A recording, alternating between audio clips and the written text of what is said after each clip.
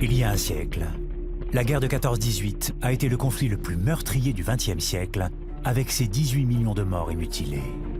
Mais surtout pour la toute première fois, le ciel devient un champ de bataille.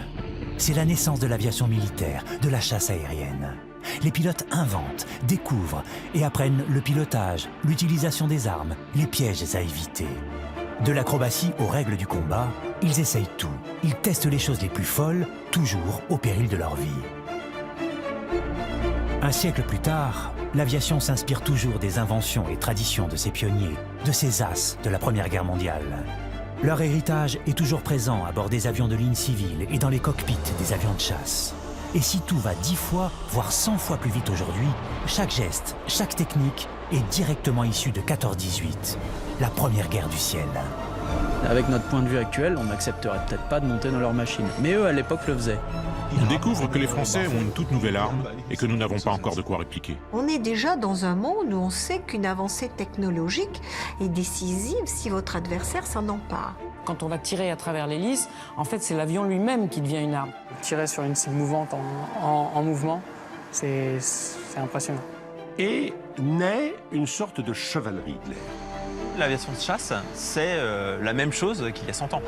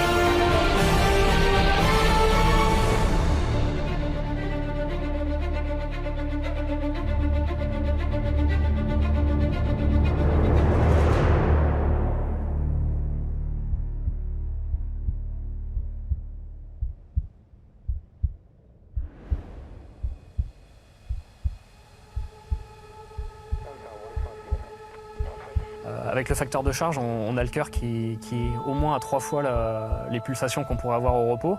On peut avoir chaud, transpirer.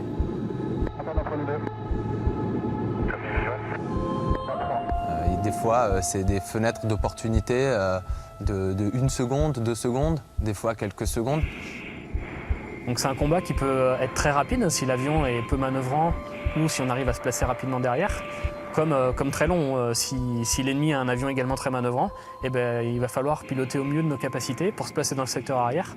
Tout ça à grande vitesse, sous facteur de charge. C'est un petit peu un combat comme au fleuret, comme à l'épée, où on est en duel avec l'adversaire et c'est à celui qui fera le meilleur mouvement, qui se déplacera le mieux, c'est lui qui finalement va remporter ce duel.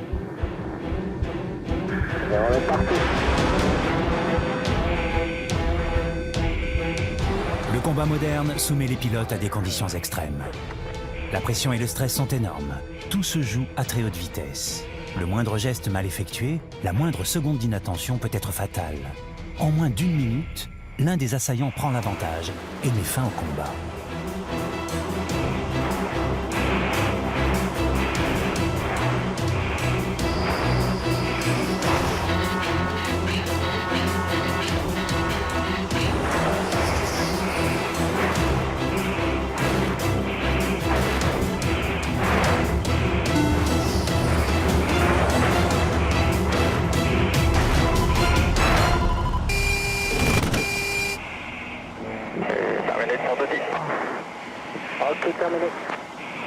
Ce que nous on fait aujourd'hui en combat canon est vraiment très très similaire à ce qui se faisait au début de la chasse. La seule différence qu'on ait finalement, c'est qu'on a une aide, une conduite de tir qui va nous dire là, vous êtes dans les meilleures conditions de tir, mais c'est la seule chose. La philosophie reste exactement la même, puisqu'il va falloir manœuvrer au mieux son avion pour se mettre dans le secteur arrière et délivrer son armement.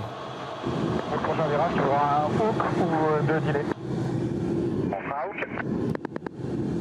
Bien que la technologie ait considérablement évolué depuis un siècle, ces pilotes reproduisent des gestes inventés et éprouvés lors de la guerre de 14-18. Ils sont les descendants directs, les héritiers des techniques et des traditions issues de la Première Guerre mondiale. Pourtant, personne ne mise sur l'aviation. En août 1914, lorsque la Grande Guerre éclate, 4 millions d'hommes sont mobilisés. On pense alors qu'elle sera courte, très courte, 3 semaines tout au plus. Mais l'émergence de nouvelles armes va changer la donne. L'artillerie et les mitrailleuses freinent l'avancée des troupes au sol. Les soldats se protègent en creusant des tranchées. Le front se fige. C'est une nouvelle forme de guerre, la guerre de position. Les méthodes traditionnelles sont dépassées. Une guerre d'un nouveau genre s'annonce. La cavalerie est décimée, écrasée par la puissance de feu des mitrailleuses et des obus. Elle ne peut plus assumer ses missions de reconnaissance, son rôle d'éclaireur.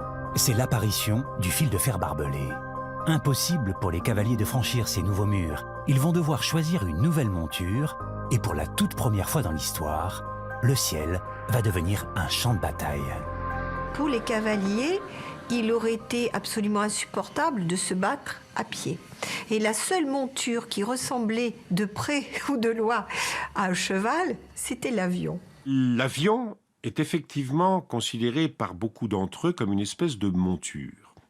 Il y a non seulement la manière de se battre, chevaleresque, mais il y a presque des aspects techniques tout à fait comparables. Eh bien, ils retrouvaient les sensations, ils retrouvaient ce côté sportif, ils ont apporté des traditions. Quand on monte sur son cheval, quand on se met en selle, on met le pied dans l'étrier du côté gauche, le côté montoir, on s'élève avec plus ou moins de souplesse, on s'enlève plutôt, et on se met en selle. Eh bien, pour les avions, c'est un peu la même chose. Le cavalier arrive près de l'aile gauche, techniquement il monte dans son avion de la même manière qu'un cavalier. Aujourd'hui encore, cette tradition perdure toujours. Et un siècle plus tard, même à bord d'un avion civil, on monte toujours par la gauche de l'appareil. Ils sont en plein vent, tout est ouvert, on monte à très haute altitude, il fait froid, c'est très physique. Donc, ce sont des sportifs de haut niveau. Mais peu à peu, naît, on peut l'appeler comme ça, une sorte de chevalerie de l'air. Et ça, c'est cette espèce de chevalerie qui va marquer pendant les 2 premières années, jusqu'en 1916. Cette guerre chevaleresque, elle attire aussi bien les hommes qui aiment les techniques nouvelles, elle attire les gens qui veulent se battre avec du panache. L'armée s'intéresse à l'avion sans savoir encore précisément comment elle l'utilisera. En 1909, elle achète 5 appareils. Au déclenchement de la guerre, en 1914, elle en a déjà 140. Ce sont des machines volantes sur lesquelles circulent des gens qu'on appelle souvent d'ailleurs les fous volants sur leur drôle de machine. L'avion, qu'on appelle encore aéroplane, est un engin volant qui ressemble à un ULM. C'est une construction de bric-à-brac, de bouts de bois, de toile. Les hélices ressemblent à des palmes, les constructions à des jouets fragiles, les structures cassent au moindre choc, l'appareil prend facilement feu. Même s'il vole très lentement, à 60 km/h au maximum, les accidents, les morts et les blessés sont nombreux.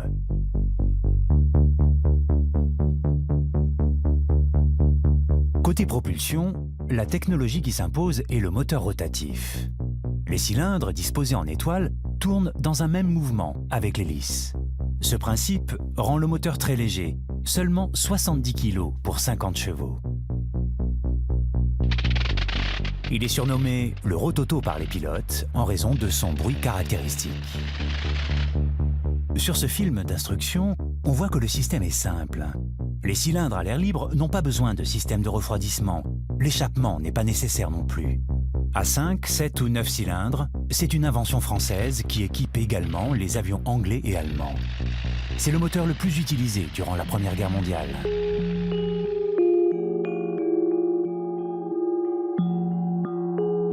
Au début de la guerre, la France a très peu d'avions. 140 avions à peu près. Et les Allemands, quant à eux, disposent de 244 appareils au moment de la déclaration de la guerre. On n'a pas encore conscience du rôle que va pouvoir jouer l'aviation. Et souvent, ça fait presque rire l'état-major. Pour beaucoup de généraux, les pilotes sont des rigolos et des sportifs. Ce ne sont pas des soldats. On changera d'avis par la suite. L'aviation est quelque chose de tout à fait expérimental, certainement pas une arme de guerre. On pense à une guerre rapide et une guerre de mouvement, et on ne définit l'emploi de l'avion que pour le renseignement, l'observation et la liaison d'informations. Et c'est effectivement les premières missions de l'aviation de 14, c'est d'aller reconnaître. On va être les yeux de l'armée. Et puis on se trouve très vite confronté à une guerre qui n'a pas du tout l'aspect auquel on s'attendait. Et on se trouve à la fin de l'année 1914 dans une guerre de position. Et où là, l'aviation s'impose. Le pilote n'est pas considéré comme un officier, il est considéré comme un chauffeur. Le pilote est le technicien. C'est le chauffeur de taxi. D'ailleurs, on dit souvent le taxi. Pourquoi? Parce qu'à l'époque, on conduit l'avion comme un taxi. Il y a un monsieur qui est un pilote, qui est un technicien, qui conduit l'homme qui compte, c'est-à-dire l'officier qui, lui, fait sa mission de reconnaissance. L'état-major interdit même aux aviateurs d'être armés afin qu'ils ne se détournent pas de leur mission de reconnaissance. Et puis, les avions des deux parties se croisent dans le ciel.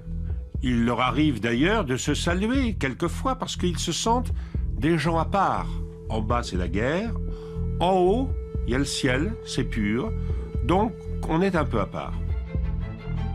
Et puis, certains se disent, on voit nos ennemis passer à portée d'aile, si on peut dire. On va les empêcher d'observer. On va installer les premières mitrailleuses. Donc là, l'avion devient un instrument, un outil de guerre, une arme. L'année 1915 voit la naissance d'un nouveau modèle d'avion dans lequel on n'embarque plus qu'une seule personne, qu'un seul pilote. Le pilote va être considéré comme une personne extrêmement importante, puisqu'il est seul dans son appareil à prendre les décisions. De ce fait, une nouvelle discipline est née, celle du combat aérien. Ce sont les Français qui montrent d'abord la voie. Et lorsque les Allemands découvrent ce nouveau mode opératoire, ils se disent « Nous devons protéger nos éclaireurs ».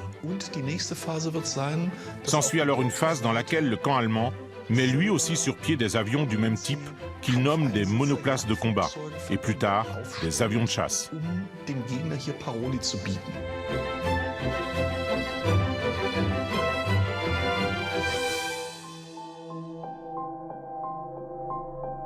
Depuis 8 mois maintenant, Français et Allemands campent sur leur position. Les soldats se sont enterrés pour se protéger de l'artillerie. Souvent, ils n'aperçoivent même plus l'horizon. Seul le ciel est dégagé. Par temps clair, il n'est pas rare d'apercevoir une silhouette au travers des nuages. Les premiers oiseaux à moteur.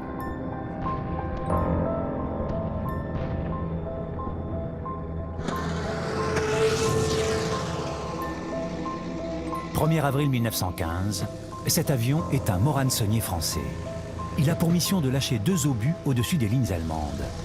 Longeant la ligne de front, il vole à plus d'1 kilomètre d'altitude pour éviter les tirs ennemis.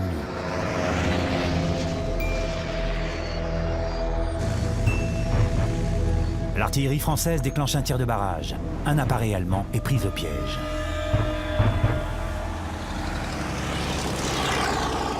Le Morane décide de se rapprocher. Il a une chance de le rattraper et de prendre l'avantage à condition de gagner de l'altitude. Son petit moteur de 80 chevaux tourne à plein régime. L'avion vole maintenant à près de 100 km/h.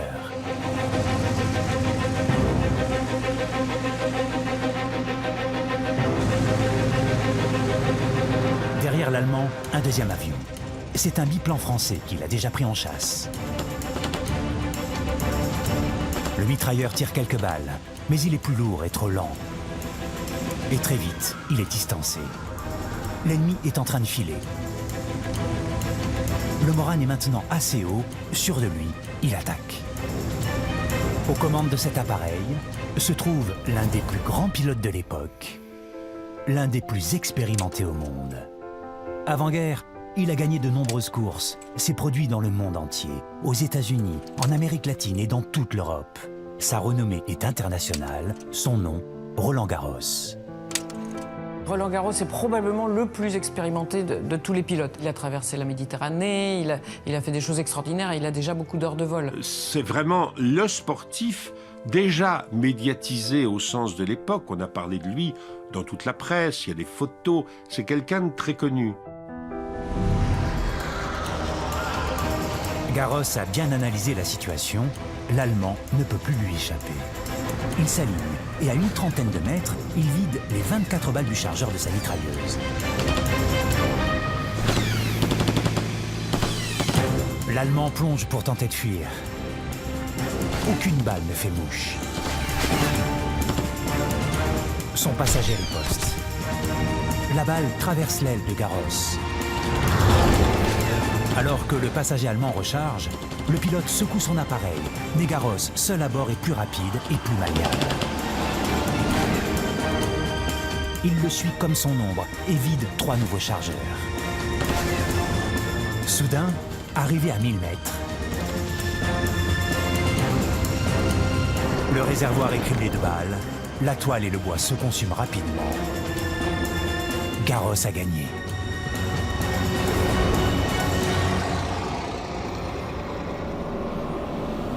Au sol, le récit de cette victoire se répand comme une traînée de poudre. Même si ce n'est pas la première victoire aérienne pour le camp français, c'est bien la toute première fois qu'un pilote, seul à bord, réussit à abattre un ennemi.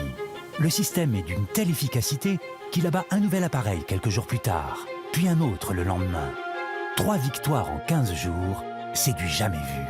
Roland Garros vient d'inventer le principe de la chasse moderne. Garros, entre le 1er et le 15 avril 1915, réussit à abattre 3 appareils. Les premières victoires aériennes françaises, et notamment celle de Roland Garros, sont perçues dans le camp allemand comme un choc. On se rend compte que les Français maîtrisent une arme nouvelle en intégrant sur un avion cette mitrailleuse qui a fait tant de ravages au sol. On découvre que les Français ont une toute nouvelle arme et que nous n'avons pas encore de quoi répliquer. La grande invention de Garros, c'est de mettre le canon de la mitrailleuse à travers l'hélice. Ce système est extrêmement révolutionnaire. C'est une avancée technologique qui peut permettre à la France, en le montant sur d'autres Morane-Saulnier, de procurer une avance extrêmement importante, parce que ces types d'appareils peuvent désormais s'attaquer aux appareils de reconnaissance allemands qui viennent photographier nos zones. Le fait d'avoir une mitrailleuse fixe qui tire dans le sens du déplacement de l'avion permet de mieux viser qu'avec une mitrailleuse opérée par un passager ou un observateur comme dans un appareil biplace. L'innovation de ce mode de tir étonne encore de nos jours les spécialistes. Ici, dans ce laboratoire de la Direction générale de l'armement à Bourges, on teste et on étudie les impacts de balles, exactement comme il y a un siècle avec l'hélice de Roland Garros. Pour mieux comprendre le procédé, ces ingénieurs reproduisent ce système de tir. Là, c'est bien. Là. Arrête, stop, c'est bien. Vidéo, c'est bon? Prêt, ouais. Vitesse? Prêt. Au niveau de l'arme, vous êtes prêts? Arme prête. Attention. 3, 2, 1, feu.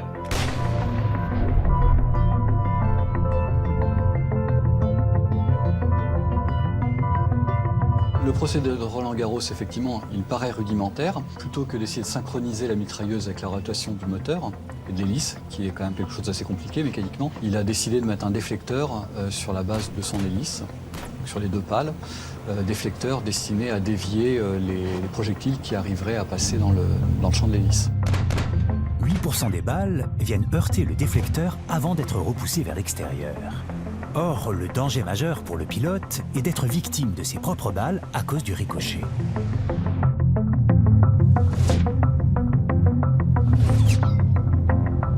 Roland Garros a dû probablement utiliser soit du projectile perforant de 8 mm, soit la fameuse balle D entièrement en laiton, de 8 mm aussi. Dévier un projectile en acier, forcément ça engendre de mettre beaucoup de masse et on va dégrader le déviateur parce que l'acier va perforer le déviateur au fur et à mesure. Sur un projectile plus malléable, on minimise quand même le risque d'avoir des retours. Il y a quand même un risque d'avoir des retours, mais sur des choses qui sont plus fines, plus petites, avec moins d'énergie, donc moins dangereux. Si un projectile en laiton vient impacter ce déviateur, on peut imaginer que le projectile va s'écraser de manière assez similaire et générer une multitude de petits éclats qui sont susceptibles de revenir vers le pilote. L'avantage d'utiliser un projectile en laiton, c'est que si on regarde le déviateur, le projectile s'écrase et est beaucoup plus mou, donc le déviateur ne subit quasiment aucun dommage. Contrairement à un autre projectile initialement en acier, où là, on a peut-être moins de risques de retour, mais le déviateur est fortement dégradé. Donc clairement, je pense qu'il était obligé de choisir la solution avec le projectile en laiton pour limiter la dégradation du déviateur et le risque d'avoir une perte d'hélice en vol. Dans tous les cas, il s'exposait quand même à des risques non négligeables, ça restait très dangereux. Actuellement, en 30 mm, on a des obus, donc avec une charge explosive et une fusée. Et donc on voit bien que le besoin a changé entre l'obus de 30 mm tiré par canon du Rafale ou canon du Mirage 2000 et le projectile de 8 mm utilisé par Roland-Garros. Par contre, effectivement, au niveau du principe du combat aérien, on a toujours un pilote à bord de son appareil qui pointe, alors qui est aidé par toute l'électronique, la commande de tir, l'ordinateur de bord, mais qui pointe son armement et qui déclenche le tir. De ce point de vue-là, rien n'a changé. Quand on va tirer à travers l'hélice, en fait, c'est l'avion lui-même qui devient une arme. C'est-à-dire qu'on vise avec l'avion, alors qu'avant, on vole et on doit tirer sur le côté. On pensait d'ailleurs que le pilote ne pouvait pas faire ces deux actions en même temps. Garros démontre que c'est possible, que c'est faisable. On a la possibilité de faire des manœuvres plus rapides et plus adaptées. Avec la mitrailleuse, le pilote peut tirer seul 400 coups par minute. Il accroît donc ses chances de toucher l'adversaire. Vous vous doutez bien que les Allemands sont à la recherche de cet outil. Et là, la chance va leur fournir le moyen de rattraper Garros. Garros doit se poser pour un ennui moteur et malheureusement, il est au-dessus des lignes allemandes. On est déjà dans un monde où on sait qu'une avancée technologique est décisive si votre adversaire s'en empare. Et même si Garros a mis son feu à son appareil, l'hélice n'a pas eu le temps de brûler totalement. Roland-Garros va être fait prisonnier, son avion est pris par les Allemands. Ils ont la chance d'avoir entre les mains ce système d'armes qui est révolutionnaire et eux vont le perfectionner. Cette invention de 1915 permet aux Allemands de réagir. On cherche alors à intégrer une mitrailleuse synchronisée avec l'hélice au système français.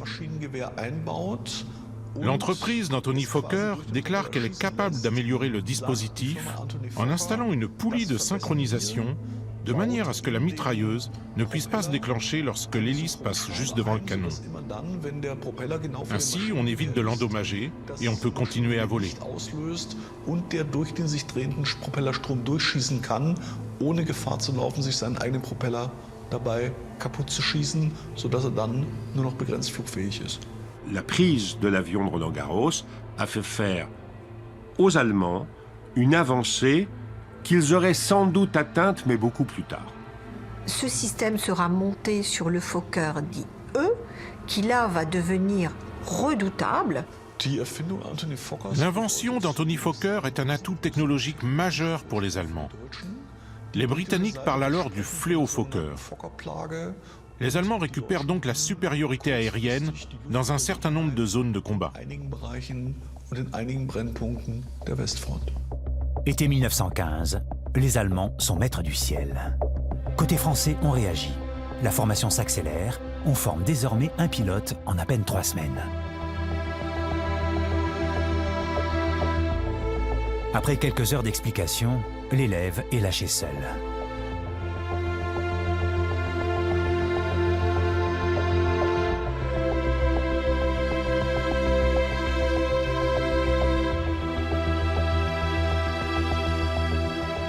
On voit que dans les premiers temps, on leur apprend à rouler avec un avion aux ailes rognées qu'on appelle le pingouin, juste pour qu'ils apprennent à rouler droit. Mais ensuite, les pilotes sont spécialisés. Et en particulier pour la chasse, ils sont envoyés à l'école de Cazaux pour apprendre le perfectionnement du tir. Sur la base aérienne de Cazaux, ces jeunes pilotes rêvent de prendre leur envol pour devenir des combattants confirmés. Moi, je sais que j'ai envie de faire ce métier-là parce qu'eux l'ont découvert. On se cale pour avoir les... Au tout début, on apprend avec un instructeur. Voilà, on est toujours monitoré par quelqu'un. Il va essayer de nous apprendre les ficelles du métier, les bases. Ces cadets de l'armée de l'air savent déjà piloter. Ce qu'ils viennent chercher ici, c'est l'art du combat aérien.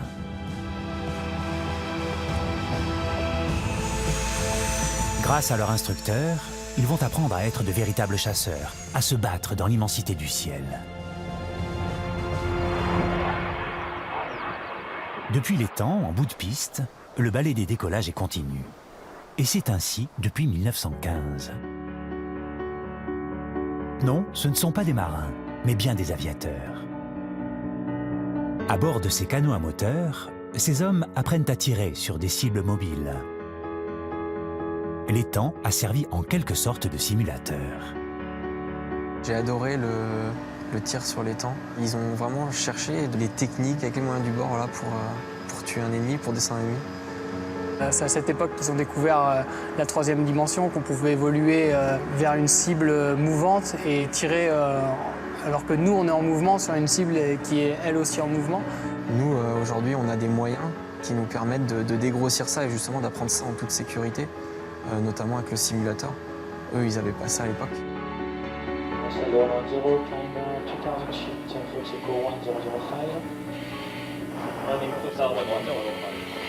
Aujourd'hui, plus besoin d'aller sur l'eau. Le simulateur a remplacé les temps. Mais cependant, rien ne remplacera l'expérience du vol.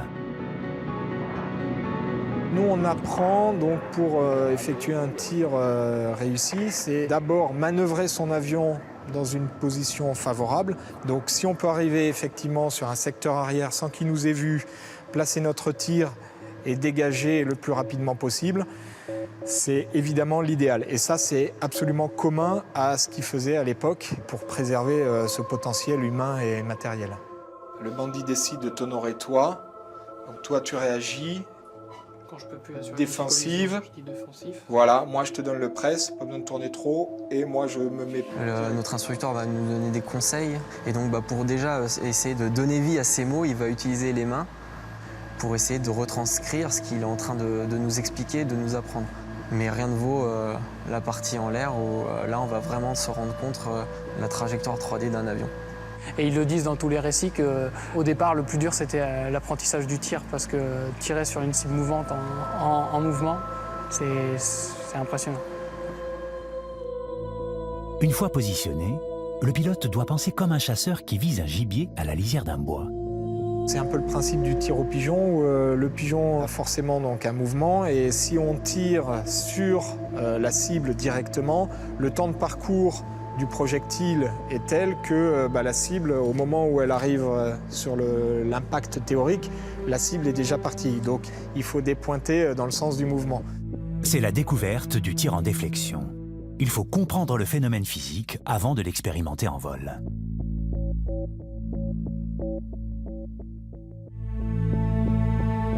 Ces premiers pilotes doivent composer avec un armement tout droit sorti des tranchées. Ils tirent avec des fusils ou des mitrailleuses comme la Hotchkiss, dont les organes de visée sont rudimentaires. Aujourd'hui, les armes sont adaptées à l'avion et l'électronique embarquée assure aux pilotes de viser juste.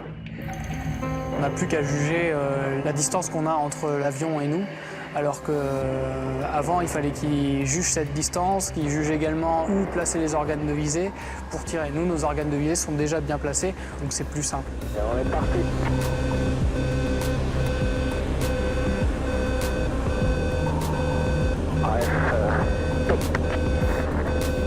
À l'époque, ils évoluaient à des vitesses forcément beaucoup moins importantes, mais à l'heure actuelle, ça va très très vite. Donc le laps de temps pour effectuer une visée, pour se positionner et ainsi de suite est relativement court. Au centre, ce que les pilotes appellent le spaghetti est l'indicateur de la trajectoire des balles. Si l'ennemi passe dans la croix, le tireur est sûr de faire mouche. Aujourd'hui donc, c'est l'avion qui calcule les éléments physiques comme la trajectoire des balles à la place du pilote. On va essayer de rejoindre la fameuse enveloppe de tir, donc les bons paramètres, la bonne configuration qui va nous permettre de toucher notre ennemi et de descendre notre ennemi. Ok, vous pouvez terminer. Ok, terminé. Il a ramassé.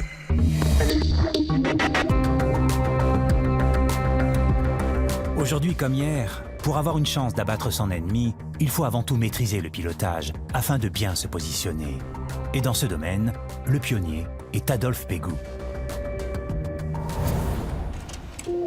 Adolphe Pégout, précurseur de l'acrobatie et premier as de la guerre.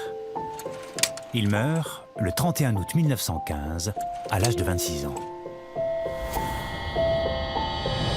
Pégout est connu comme un as de l'acrobatie.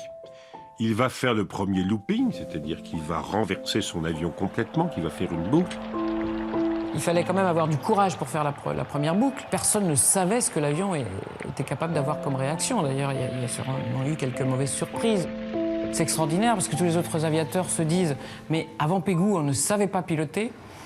Et personne n'est conscient du rôle opérationnel que va être capable de prendre l'acrobatie, la voltige aérienne qui va servir dans les combats.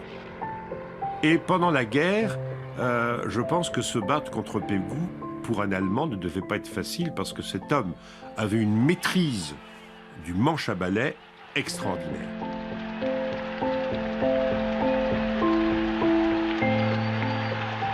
En un siècle, les ingénieurs et les pilotes ont dompté le ciel.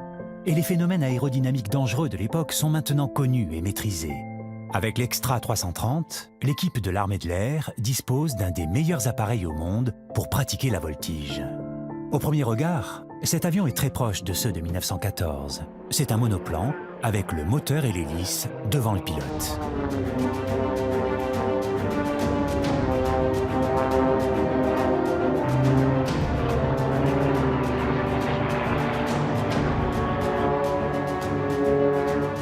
Si on ne connaît pas bien l'avion, on peut se mettre en danger très facilement.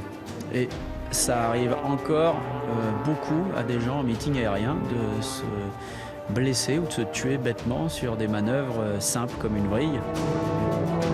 C'est comme une bête en fait, comme un cheval. Il faut le connaître un petit peu pour pouvoir en tirer le meilleur et puis pour pouvoir déjouer les tours qu'il voudrait vous jouer.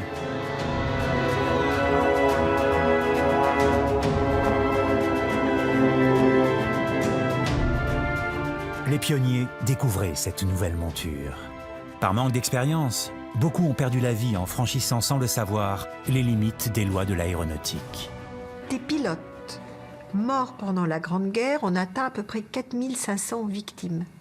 Mais ces 4500 victimes ne sont pas décédées au cours de combats aériens, contrairement à ce qu'on pense. Beaucoup, les 3/5, sont morts d'accidents. L'un des effets redoutés par les pilotes est l'effet de couple des moteurs tournants. L'appareil peut basculer dans le sens de rotation du moteur, vers la gauche. Il faut alors contrer cet effet avec les commandes pour éviter de basculer sur le dos. Donc on va essayer d'illustrer d'abord un des effets de l'hélice. Lorsqu'on met des gaz et lorsque l'hélice tourne à plus ou moins grande vitesse, elle entraîne l'avion sur un dérapage d'un côté ou de l'autre, en l'occurrence ici. À gauche pour moi et il est parti vers la droite pour vous et c'est très notable. Donc par construction, les avions modernes ont un moteur calé légèrement à droite pour montrer un petit peu cet effet-là. Alors à l'époque où c'était tout le moteur qui tournait, maintenant on a décidé de caler le moteur et de faire tourner l'hélice. Et le phénomène est un peu moins palpable, bien que nous en voltige, on se serve de cet effet intensément pour pratiquer des manœuvres où on fait tourner l'avion autrement que par des effets aérodynamiques des gouvernes classiques. Voilà, 50 à l'heure, hop, vers la gauche, le souffle emmène l'avion tout seul et on est capable de l'arrêter sur la verticale descendante, uniquement à la direction. Si je recommence le même renversement que tout à l'heure sur la droite, vous verrez qu'il va bloquer un petit peu au sommet Tout simplement parce que la vitesse devient... Enfin, la gouverne n'est pas aussi efficace, donc c'est un petit peu plus laborieux. Mais ça passe quand même sur nos avions modernes.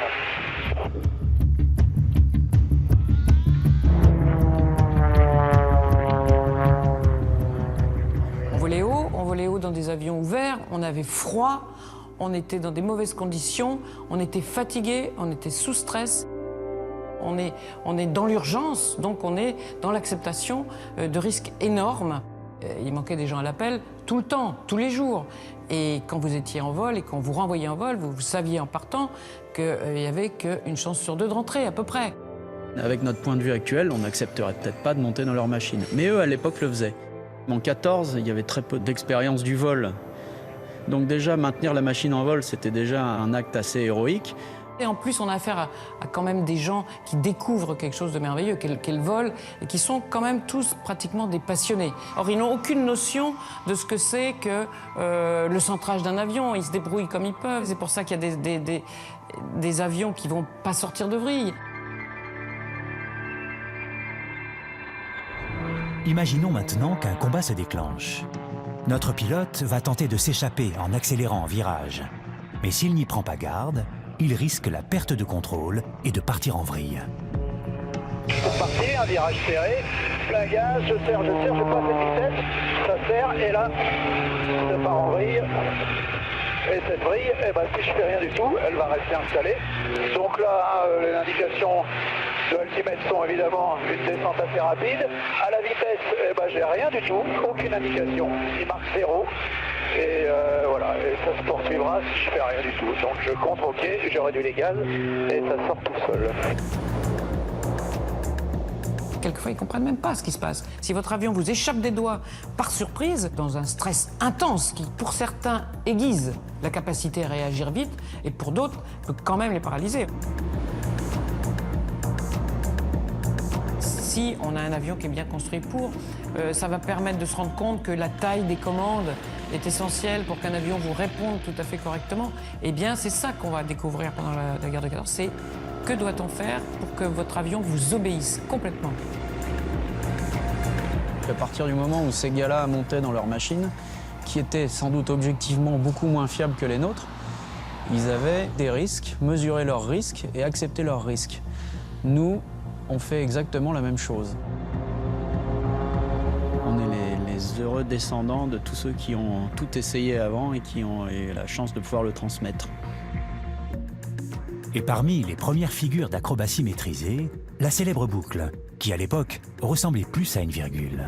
Eh bien, pour illustrer ce que pouvait être une boucle, Première Guerre mondiale, il faut que je me présente sans grande vitesse, avec une puissance très réduite, voilà, et que je parte en boucle, un peu comme un chasseur de l'époque aurait fait. Donc la vitesse diminue très rapidement, le moteur n'est pas assez puissant pour tirer l'avion vers le haut. L'avion serre son sommet tout seul, et ce n'est qu'à partir du moment où la vitesse réaugmente que je peux terminer ma boucle. Voilà, ça c'est à peu près ce que faisait l'avion de Pégou. De toute façon, on dit que c'est le plus vieux rêve de l'homme. Et si des gens s'y sont mis, c'est qu'ils y ont rêvé à un moment donné. Donc je les ai imités. Verdun 1916, la pire des batailles de la Première Guerre mondiale. Ici se joue l'issue de la guerre. Et c'est du ciel que viendra la victoire. Côté français, on s'organise, c'est la naissance des escadrilles de chasse. Pendant la bataille de Verdun, le général Pétain demande au commandant de Rose, balayez-moi le ciel, je suis aveugle. Et de Rose, qui avait expérimenté dès 1915 la chasse, prélève sur tout le front les meilleurs pilotes et il leur donne comme mission de nettoyer le ciel en travaillant par patrouille à des altitudes différentes pour pouvoir traquer l'ennemi. Et jusqu'à la fin de Verdun, l'aviation française tiendra le ciel. De Rose, lui, crée ce qu'on appelle le groupement de chasse, c'est-à-dire qu'il rassemble ses escadrilles et elles sont sous les ordres du général qui commande. La chasse française s'impose. Il va falloir produire de plus en plus d'appareils. La machine industrielle se met alors en marche afin de fournir les milliers d'avions dont le front a besoin. En quelques semaines, les meilleurs modèles sont déjà obsolètes. En 1916, l'aviation française compte plus d'1 millier d'appareils. 2 ans auparavant, elle n'en avait qu'une centaine. Si les moteurs rotatifs équipent l'essentiel de la chasse, une nouvelle technologie s'impose, celle des moteurs fixes. Plus puissants et plus rapides à fabriquer en grande série, ils utilisent des matériaux nouveaux comme l'aluminium. Et surtout, ils intègrent des compresseurs qui leur permettent d'emmener les avions à des altitudes inaccessibles auparavant, jusqu'à 6000 mètres. Le dessin des appareils évolue lui aussi. Fin 1916, un ingénieur visionnaire, Louis Bechereau, conçoit un appareil aux qualités exceptionnelles, le SPAD 7. Taillé pour la vitesse, cet avion au profil effilé est un bijou d'aérodynamisme. Couplé à un moteur fixe de 180 chevaux, il offre aux meilleurs pilotes la possibilité de rivaliser avec les chasseurs allemands. Côté armement, les SPAD sont maintenant équipés de mitrailleuses synchronisées avec le moteur. On va même jusqu'à doubler ces mitrailleuses pour augmenter la puissance de feu. Les sceptiques du début de la guerre sont désormais convaincus. La victoire n'est possible qu'avec le concours de l'avion. Et il a opéré sa mue. Il est devenu une arme. Les pilotes lèvent désormais les yeux vers ce ciel qui peut apporter la mort, mais aussi la gloire. Ils rêvent de devenir des héros, des as. Toute nation belliqueuse a besoin de figures de héros. C'est nécessaire pour maintenir un certain niveau d'enthousiasme parmi les combattants. Mais pour être un héros, il faut réunir un certain nombre de conditions. Alors on va créer ce concept d'as. Et c'est vrai dans tous les pays. L'Allemagne et la France. Ils doivent être jeunes afin de correspondre à l'âge de la plupart des soldats. Ils doivent avoir accompli des actes de bravoure militaire et surtout, ils doivent surprendre le citoyen lambda qui, à la lecture de son journal, se dira « Mon Dieu, que cet homme est exceptionnel ». Dès qu'on avait franchi le cap des 5 victoires, on était un as, ça voulait dire que l'on devenait, pour la population, pour les journaux, pour le cinéma naissant, pour les photographes, quelqu'un qu'on dirait maintenant médiatisé. Les médias jouent un rôle décisif, parlent de ces pilotes en continu dans les grands journaux, les grands quotidiens. Avec cette figure de héros solitaire, on peut désormais nourrir le mythe du combat d'homme à homme. Avec cette figure du chasseur, c'est la valeur de l'individu qui prime.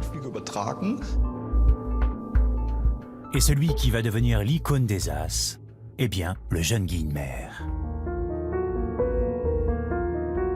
Georges Guynemer est sans doute le pilote dont le nom dépasse celui de tous les autres.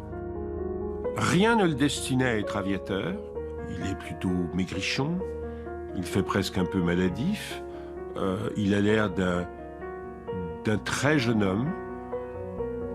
Le fait qu'il devienne aviateur surprend tout le monde, mais il veut le devenir. Guynemer est toujours allé à l'extrême de sa résistance physique. Il disait d'ailleurs, quand on n'a pas tout donné, on n'a rien donné. C'est un homme extrêmement nerveux, impétueux. Les grands journaux en ont fait une figure extraordinaire, à la fois courageux, qui va jusqu'au bout de sa vie, et en même temps, eh bien, cette image du pilote qui séduit, qui plaît, et de ce qu'on appelait Guynemer l'archange. Georges Guynemer, l'as aux 53 victoires. Après avoir commandé la célèbre escadrille des Cigognes, il meurt le 11 septembre 1917, à l'âge de 22 ans. L'escadrille des Cigognes est incontestablement la plus célèbre. Elle va survivre à la guerre, largement. Elle va continuer, elle continue, et elle existe toujours. La cigogne, c'est l'oiseau mythique de l'Alsace. Les cigognes sont porteurs d'un très fort message, né il y a 100 ans et qui est toujours vivant. Les cigognes, c'est un certain héritage de tous les grands as de la Première Guerre, parmi lesquels on trouve Guynemer, Fonck. Alors en toute modestie, on est un petit peu leurs héritiers et évidemment c'est une grande fierté d'appartenir à cet escadron. C'est une volonté de continuer un petit peu sur leurs traces. C'est aussi à nous de faire vivre cet héritage historique. C'est à nous de le faire vivre, de le faire perdurer et que l'histoire continue finalement, à travers nous.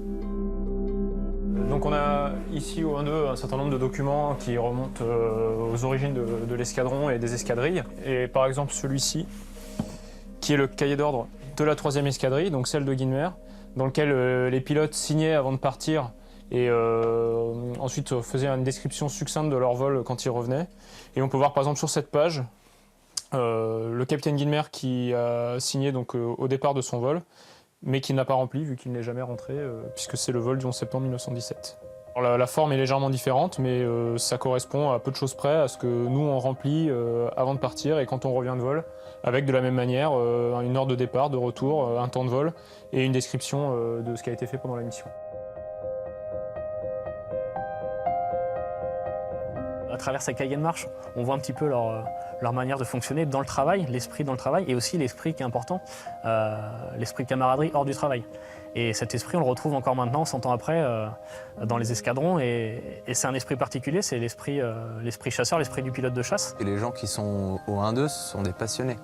C'est des gens qui adorent l'aviation, c'est des gens qui aiment la chasse, c'est des gens qui aiment voler tout seuls. Et c'est des gens qui partent avec le couteau entre les dents à chaque vol. Ici, on a un Morane d'époque, 1915, avec des pilotes devant leur avion. Plus d'un siècle plus tard, eh bien, on a un Mirage 2000-5 avec les mêmes pilotes, si j'ose dire, qui sont devant leur avion et qui prennent la même pose pour se rappeler que finalement, on a beau être dans une époque différente, avec des avions différents, un contexte différent, des technologies différentes, eh bien, les pilotes doivent faire preuve de la même audace, du même courage et résoudre des problèmes en faisant appel à ces qualités-là. On est tout seul dans notre avion, mais le pilote de chasse, c'est quelqu'un qui travaille en équipe. On a besoin les uns des autres. On a tous connu les mêmes difficultés pour en arriver là. Et on sait ce qu'on a vécu les uns les autres et ça forge ce groupe. On vole 20 fois plus vite, on délivre de l'armement qui va beaucoup plus loin. La chasse moderne est différente de la chasse de l'époque. Finalement, il y a toujours un espèce de trio. Il y a l'avion, il y a son mécanicien et il y a nous, le pilote. Et ce trio, s'il manque un élément du trio, il n'y a pas de vol. À chaque départ, le même rituel. Si le contexte est différent, leur rôle reste exactement le même qu'en 14-18. Surveiller le ciel et en rester maître.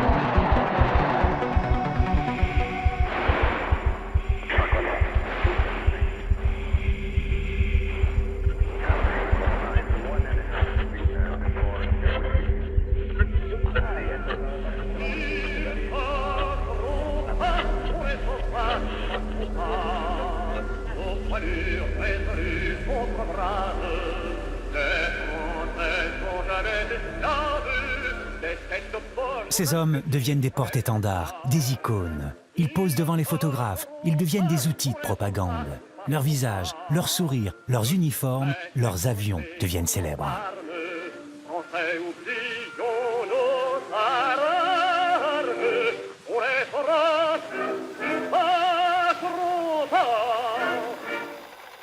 Bien sûr, quand on porte le nom de Fonck, vos parents ils vous en parlent. Vous ne pouvez pas être ignorant et pas fier au final de porter ce nom. Si je suis aujourd'hui pilote de chasse, c'est en partie grâce à lui aussi.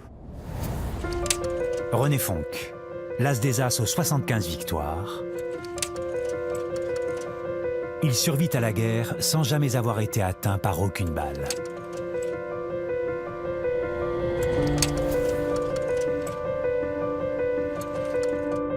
Fonck est l'as des As français. Mais il est très particulier. Toute sa carrière de pilote, en 14-18, est basée sur la très grande technique de combat qu'il a mis au point lui-même. Fonck connaissait très bien les limites et savait quand c'était possible ou pas.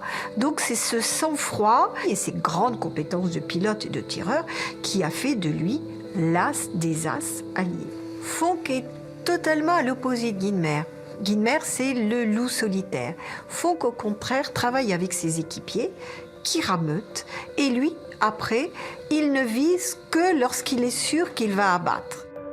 Sa technique, non seulement lui permet de devenir un as en abattant un grand nombre d'adversaires, mais en même temps lui permet de sortir indemne d'une guerre où la durée de vie des pilotes, au fur et à mesure que la guerre avance, est de plus en plus courte.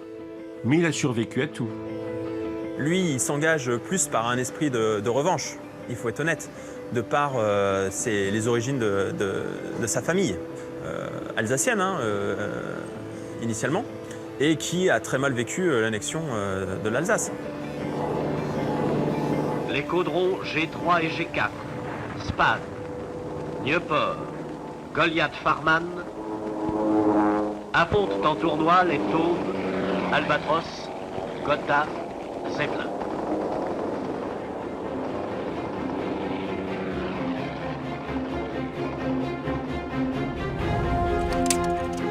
Le Fonck allemand s'appelle Manfred von Richthofen, dit le Baron Rouge. 80 victoires. Il meurt le 21 avril 1918, à l'âge de 25 ans. Le mythe de Manfred von Richthofen est construit sur 3 éléments. Il est le pilote de chasse le plus couronné de gloire de la Première Guerre mondiale, à la condition bien sûr de mesurer la gloire en fonction du nombre d'avions abattus. Il en a 80. Deuxièmement, il est noble et officier de cavalerie. Et enfin, il est aux commandes d'un avion qui se remarque, car c'est un triplan qui de plus est de couleur rouge. Raison pour laquelle on l'appelle le Baron Rouge. Les Français le nomment le Diable Rouge. Richthofen est un aristocrate allemand, le baron Manfred von Richthofen. Lui aussi cavalier à l'origine, devient pilote et devient un grand as. Richthofen, c'est un homme qui ne boit pas, qui ne fume pas, c'est-à-dire qui a la rigueur allemande. Il n'est pas seulement le meilleur pilote d'Allemagne, mais bien le plus glorieux de tous. Ceux de la Triple Entente sont à 70-75 victoires. Richthofen est donc en tête du classement mondial.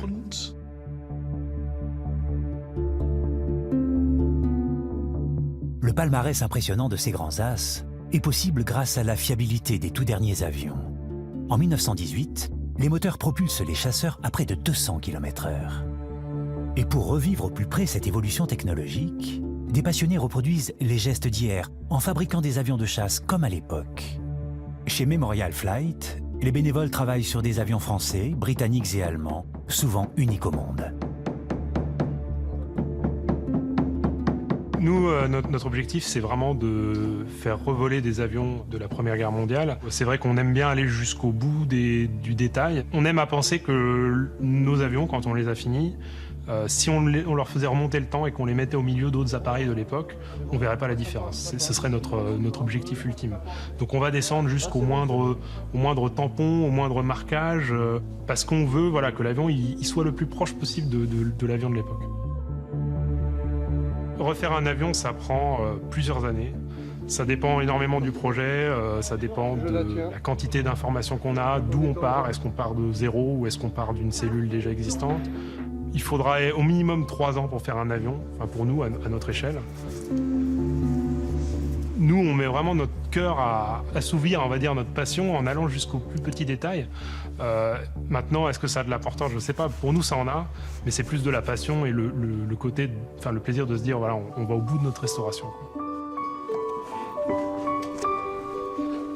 Pour que cette aile vole un jour, rien n'est laissé au hasard. il faut reproduire des techniques d'entoilage parfois complexes, parfois simplement oubliées. Ces gestes, qui étaient autrefois quotidiens, ne sont plus pratiqués depuis un siècle. La précision est essentielle, car dans quelques semaines, cette aile portera un avion de plusieurs centaines de kilos. Nos restaurations ou nos reconstructions s'étalent sur plusieurs années, mais la phase de recherche, elle est permanente. On passe notre temps à chercher des détails, à se documenter, à essayer de comprendre. On pourrait juste reconstruire un avion, on ne fait pas que ça, on reconstruit l'avion et on essaie de reconstituer son histoire. À partir de 1917, les avions sont fabriqués à la chaîne en quelques jours seulement. Pour un appareil, une douzaine d'ouvriers, mais chacun sa spécialité. Ils sont chaudronniers, soudeurs, menuisiers, mécaniciens. L'entoilage des ailes est assuré en grande partie par des femmes, car en 1917, elles sont les seules à savoir coudre la toile. L'industrie et l'aviation font alors travailler des dizaines de milliers de femmes, participant ainsi à leur émancipation.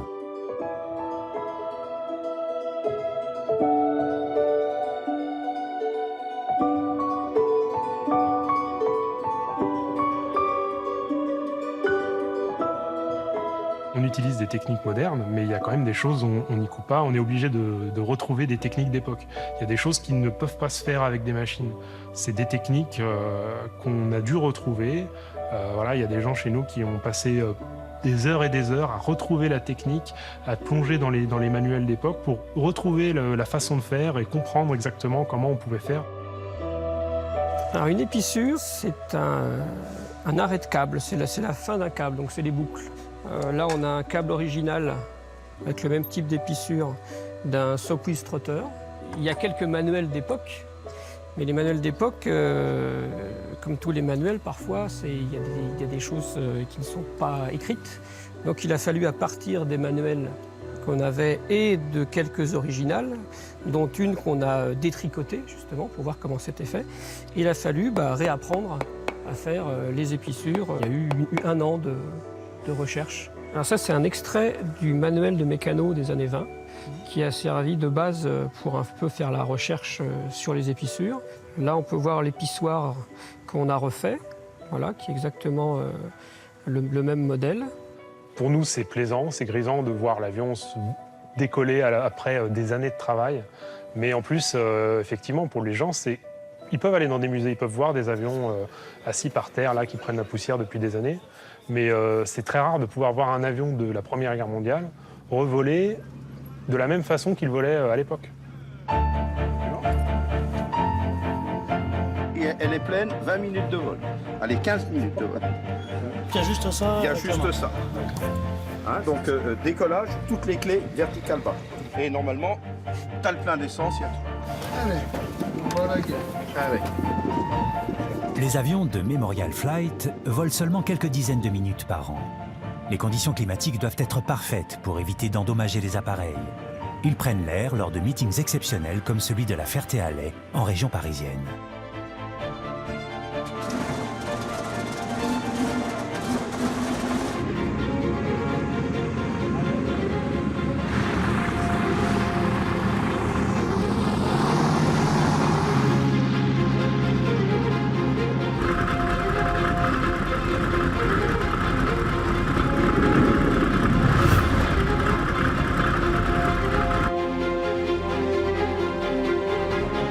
Rare et unique au monde.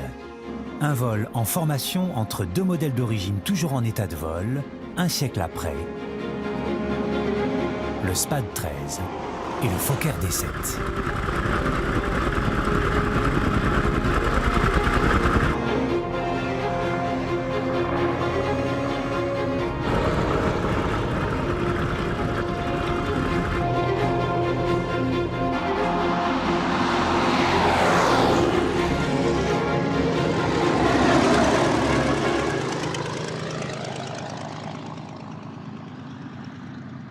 Ah oui, le pare-brise là, ça faisait à peu près la même chose sur les lunettes. Donc le problème c'est qu'on voit plus rien. Et en fait c'est pour ça que les pilotes avaient des écharpes à l'époque. Parce que en cas de fuite d'huile, fuite d'eau, ça permettait d'essuyer les lunettes et d'y voir un petit peu plus clair. Des SPAD 13, il y en a dans le monde, hein. On n'est pas les seuls à en avoir, mais celui-ci c'est le seul en état de vol qui est original.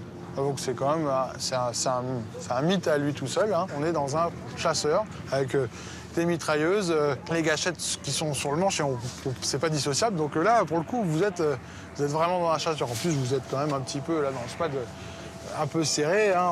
C'est vraiment le ressenti du chasseur. Et puis dès que vous faites un passage, voilà, vous avez vos 2 mitrailleuses, la mire, vous y êtes, hein, à part que vous êtes tout seul dans le ciel, bien tranquille. Nous, on est un petit peu à la fin du maillon, on a beaucoup de plaisir, quelques frayeurs aussi. Nous, on n'a plus que le côté sympathique, je dirais, des choses. Clairement, et pour être pilote de chasse, il faut être un killer. Bon, je ne sais pas si j'aurais été un bon killer. Là, on est en 1916, 10 ans auparavant, il n'y a rien, hein. Et là, on se retrouve à un avion qui vole en croisière, c'est-à-dire en vol normal, à plus de 200 km/h. C'est juste extraordinaire. Je ne sais pas si vous vous rendez compte la distance qu'il y a entre le moteur et les pieds du pilote. Quand on est assis dans l'avion, on voit les magnétos qui tournent, on voit les entraînements.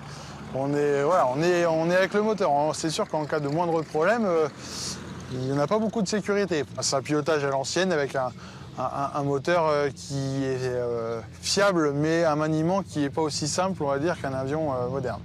C'est sûr que d'aller au combat, ça devait être quand même nettement moins drôle. Hein.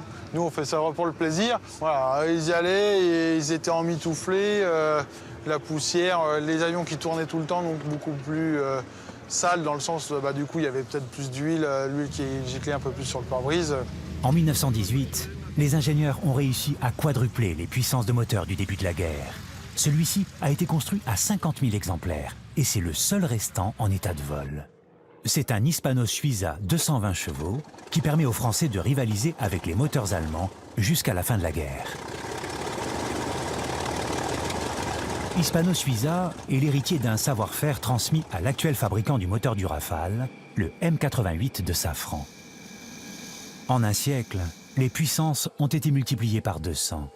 Les 2 moteurs du Rafale produisent aujourd'hui plus de 15 tonnes de poussée, ce qui permet à l'avion de voler à 2000 km/h et d'être l'un des plus performants au monde.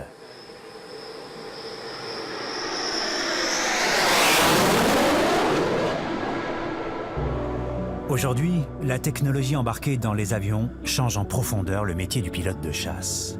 L'avion est conçu pour prendre à sa charge une foule d'informations afin de soulager le pilote qui se concentre uniquement sur sa mission. Aujourd'hui, il est clair qu'un pilote de chasse pilote beaucoup moins son avion qu'il y a 100 ans. Les basiques sont les mêmes.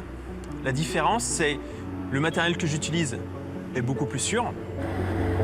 Un avion vole toujours de la même manière, les commandes sont toujours au même endroit, donc on apprend exactement aux gens aujourd'hui à voler de la même façon qu'il y a 80 ans. Le combat moderne aujourd'hui, c'est délivrer de l'armement au-delà de la portée visuelle. Un combat à longue distance et qui est finalement la principale partie du combat aérien aujourd'hui. Et globalement, qu'est-ce qui se passe? C'est que les gens connaissent la portée cinématique des armes qu'ils ont en face d'eux et ils font demi-tour avant. En dessous d'une certaine distance, les missiles RR ne vont plus forcément être utilisés en tant que tels et on va aller chercher, non pas avec le système radar, mais au visuel, l'ennemi pour aller faire un combat avec des missiles d'autodéfense type infrarouge ou combat canon, comme le faisaient les anciens. Alors oui, aujourd'hui, dans les grandes lignes, l'aviation de chasse, c'est la même chose qu'il y a 100 ans. On applique les mêmes gestes, et si vous voulez, il est beaucoup plus difficile, pour donner un exemple, de partir en vrille avec un Rafale qu'avec un avion à commande classique. Quand vous arrivez dans le combat aérien, au moment du début du combat, vous pouvez vous permettre d'aller vraiment en butée de commande, et vous savez que le calculateur derrière, lui, va vous donner le maximum de ce que peut fournir l'appareil sans vous faire sortir du domaine de vol, donc sans partir en perte de contrôle et donc du coup à perdre le combat.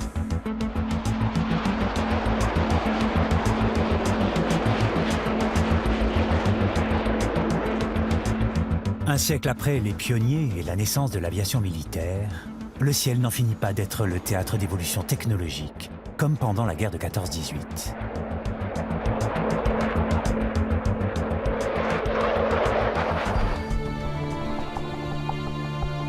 « 11 novembre 1918, rideau. La guerre est terminée. Le bilan humain est terrible, 18 millions de morts, d'invalides et de mutilés. Mais si la Première Guerre mondiale marquera à jamais les esprits, elle a permis aussi des avancées technologiques sans précédent. Et pour l'aviation, elle a été un moteur de développement. De 140 avions à la veille de la guerre, l'armée française dispose désormais de 3600 appareils.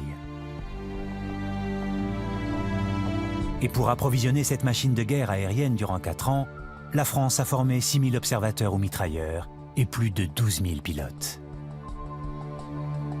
Ce sont des hommes totalement à part, de par la guerre qu'ils ont menée, au sein de cette arme nouvelle qui est devenue une arme et qui au début n'était qu'une espèce de club de joyeux sportifs. Ils avaient un état d'esprit qui n'était pas celui des soldats habituels. Avant la guerre de 14, un avion c'était un objet de foire. Hein. On faisait de l'acrobatie avec, ça faisait rire les gens, c'était impressionnant. L'aviation va évoluer à une vitesse folle, hein, parce que effectivement, la guerre a aussi quelques avantages sur le plan technique et industriel. Sans vouloir faire de la publicité déguisée, c'est la naissance d'un fabricant de moteurs qui deviendra célèbre par la suite. Je parle de BMW. La production d'avions, en particulier de moteurs d'avions, a monté en flèche au cours de cette Première Guerre mondiale. Et à la fin de la guerre, les Français ont produit près de 90 000 moteurs et plus de 45 000 cellules d'avion. Donc c'est énorme. La guerre de 14 a été un facteur d'énormes progrès pour l'aviation, aviation de guerre pendant la guerre, mais pour l'aviation tout court et l'aviation de paix par la suite. À la sortie de la guerre, il y a 90 000 personnes dans l'aviation. La majorité des pilotes, des navigants, observateurs, mitrailleurs sont démobilisés et des avions vont être vendus.